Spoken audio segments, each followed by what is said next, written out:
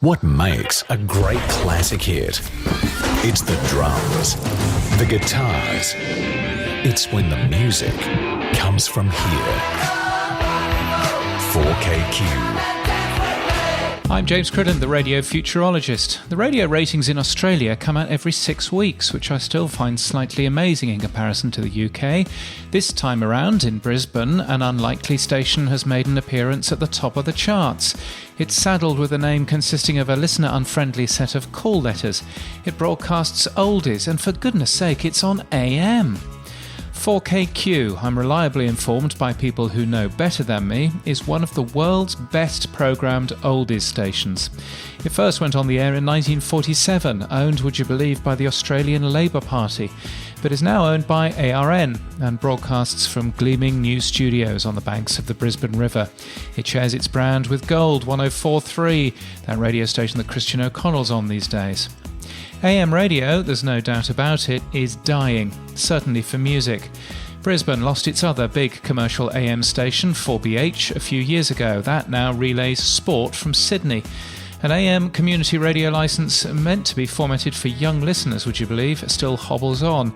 Yet, this has just happened. Baby boomers have helped propel radio station 4KQ into the ratings stratosphere. The AM station, which plays classic hits, has recorded its best results since the 1990s. It now sits in second place, equal with stablemate 97.3 and just behind FM juggernaut Nova. Yes, 4KQ is now the number 2 station in Brisbane, and it's an AM station. The reasons why? Well, it isn't just an AM station. 4KQ is, of course, also on DAB+, and a number of apps, including Radio App, Australian Commercial Radio's aggregator, and on iHeartRadio, which is licensed in Australia by ARN and does particularly well on smart speakers in the country. Now, I've absolutely no doubt that the station's current high results in the ratings are because they're not just an AM station. They've worked hard to make themselves available in as many places as possible. And they're also one of the most visible stations for local events, sponsoring various activities like the annual festival and even appearing on the Brisbane edition of Monopoly. The platformists believe that AM and FM is what makes radio work and that we can force our audience to tune in. But I side with those in radio who believe that its future is multi-platform and that we should meet our audience wherever they are, on digital radio, on apps and on smart speakers.